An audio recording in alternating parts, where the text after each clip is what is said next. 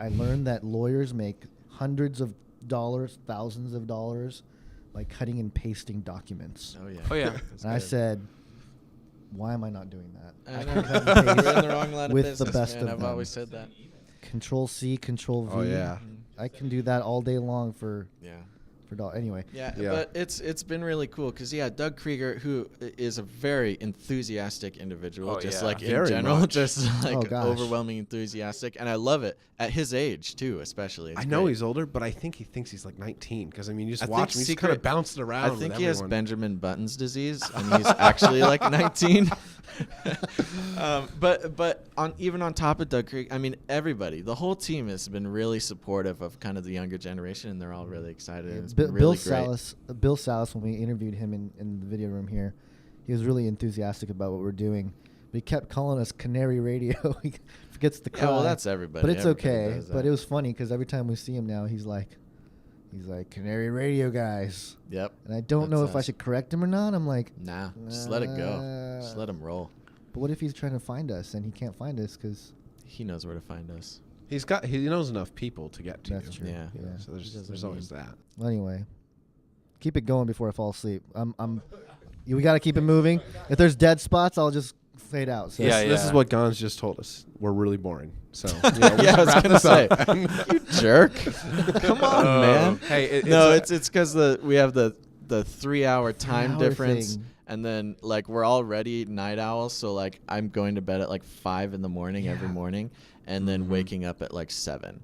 And then running around for 14 hours doing the conference, and it's just insane. So Oh. we are exhausted, but we're loving it. yeah, so. this is fun. So what I'm trying to say is, at that moment he was not being a jerk, no. But now but watch out because he hasn't slept. I haven't slept. Yeah. I He's might been say really something. sassy I lately. have been sassy. It's been really Yeah. bad. I'm trying to repent, but it just keeps coming back. By the way, that panel that was excellent. Good. Cool. I'm glad. And we definitely got to talk to Danny Duvall. I mean, Yeah. Oh absolutely. yeah, that was. I think we unleashed him. It was Yeah, like he just like. we threw him a bone and he devoured it. That, on a personal note, that was really good for my wife because my Mhm. wife's battling with sleep paralysis, and as I spoke with Mhm. you earlier, Basil, yesterday about your experiences with that and Mhm. stuff. So she actually got a lot out of it, and I feel like I've been holding the baby. We have Right. a baby along, and so she goes in, and then I'm holding the baby, and some of the ones that she's gone to, she hasn't got as much out of in her walk. She's not as Mhm. far along as Right. Yeah. It's going over her head. Even with we both got to sit together and watch yours today, and she just went over her head. You know what I mean? It was the history. It'll do you know, that. Yeah. So, but that was really good for her. She's like, you don't have to feel bad. I really got a lot out of this one. So Right. that No, was that's really nice. good. Yeah. I mean, it was really, just so everybody knows, we did a panel with Josh Peck, Danny Duvall, Peter DeSanctis III, and Callie, and Gons and I were there as well, and we talked about spiritual warfare, and it was really great because we've all had some really powerful experiences, and I asked a few times as we went through. I asked people in the audience to raise their hand if they had experienced, some of the things we were talking about, and Yeah. it was amazing. I feel like Lot that of was really hands. powerful. Mhm. Everyone just looking around. I mean, I'm raising my hand. I've and had you different look things happen around to me, and it's like, everybody. Because that's a Wow. big thing. That's a big tool of the devil, is to make you feel alone in this thing. And because a lot of times, especially with weird things like sleep paralysis and oppression and things like that, you can't talk about it in the church because, they're, first of all, like we mentioned, they'll just say like, well, you got sin in your life.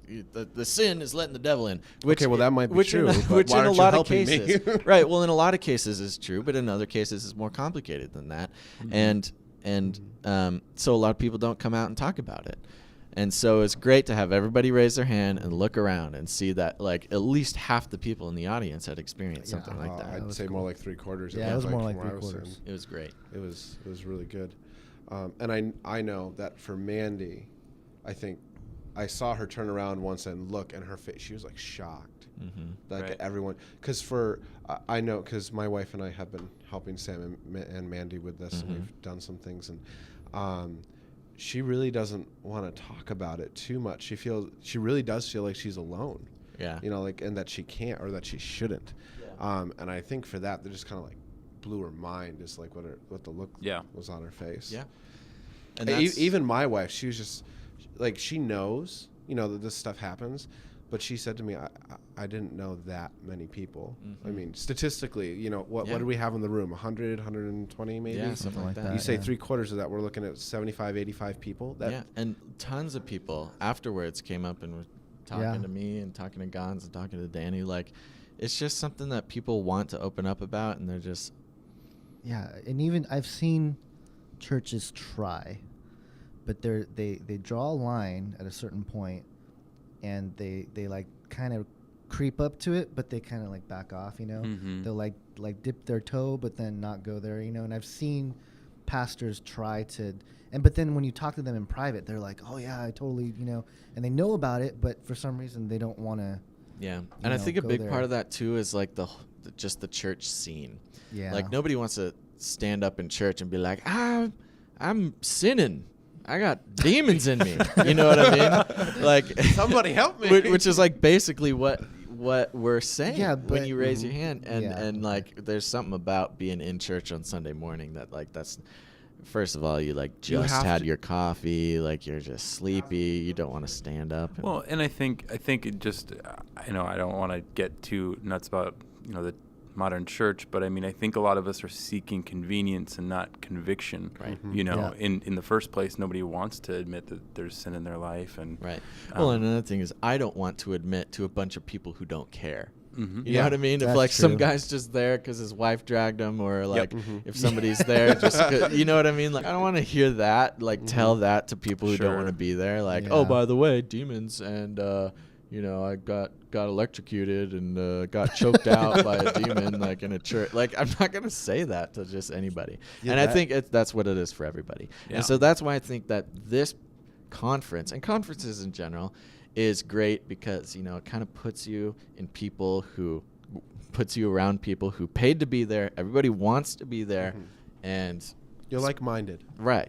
Exactly. And on that note, I did read a lot of those comments that you got after you put that little promo video, little like 3-minute video up. On Facebook? Yeah, like on YouTube. On YouTube, you had a lot of everywhere, I guess. A lot of haters about paying money for this conference, and I mean, even from just this, you know, this pass that I've got strapped to me. I mean, the printing on it and everything costs money, guys. You know what I mean? Like, it's true. Every little thing, and I don't know why.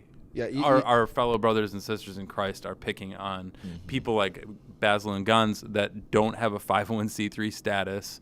I mean, they don't have any tax breaks, and that's, you know, I think that's, you guys are doing the right thing, and that's another reason why we do support you guys so much, and that's another reason why we have the donation tab on our site for you guys, because that's just something that I struggle with too, is the 501c3 thing. It bothers me. Yeah. So and a lot of people aren't aware, and that's a whole episode in itself. Yeah. It's you know, when the government's trying to give you free if the government's taxes trying to give you a favor, there's something going on there. Yeah, that's another rabbit trail. But you know what's sad is and what we found just through the Prophecy Forum, and you know, we were looking for angel investors or donators or whatever.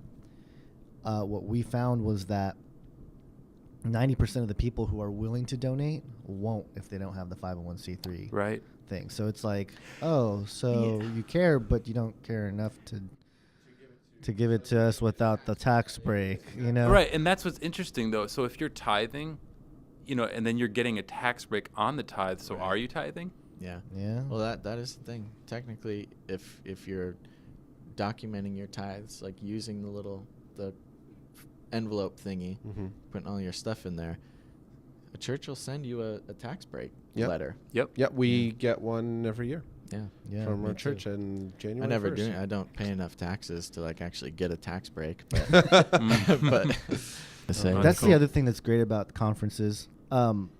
Just the fellowship. We get to hang out. We get to be in person, and that's this has been great. And it's different. It's like you're real people. It's not, you know, because through Skype it's one thing. It's, you know, whatever. But when you actually get to sit down and share a meal, you can just be yourself, and you can just hang out, and that's my favorite part. You know, aside from the talks and all that is great, but it's, you know, the speakers are great. But I said to Elizabeth last night, she's like, "You're actually going to go to the sessions today?" I'm sitting out talking with Josh Peck almost all night, and the Doug Krieger, and Basil showed up, and you know, we were talking with you, and it's just really great to talk to people who get it. You know what I mean? Yeah.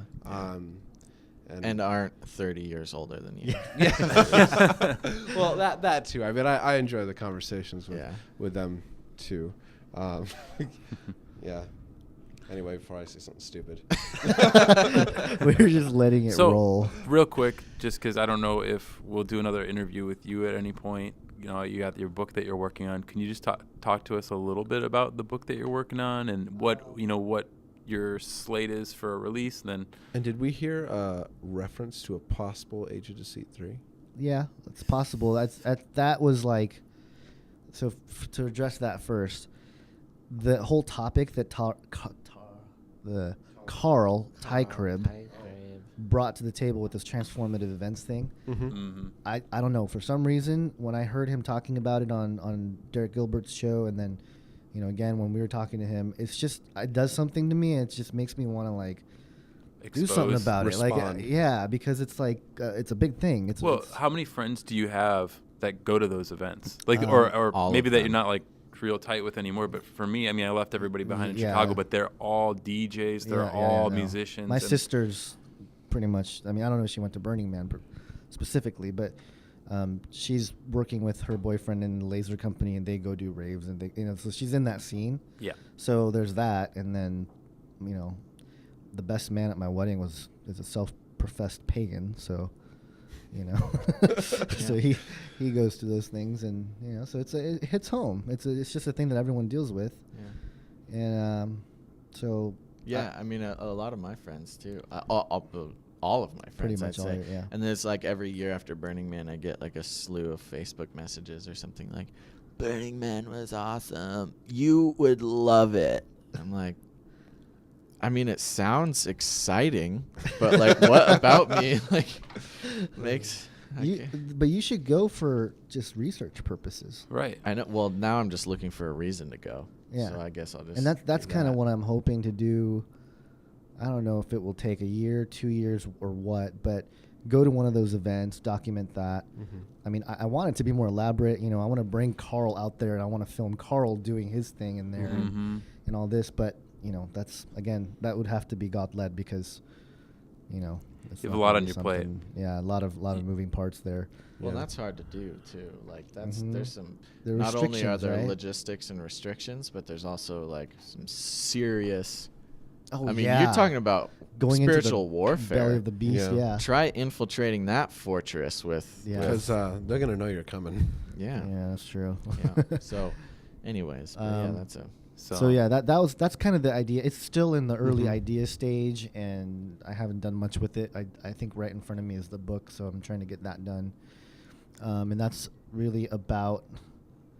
It started with the secret space program topic that I talked about today, but gosh, the hardest part is trying to figure out where to land the plane, because part of the reason why it didn't get released, at this conference, which was my goal a few months ago, was because, I have a manuscript.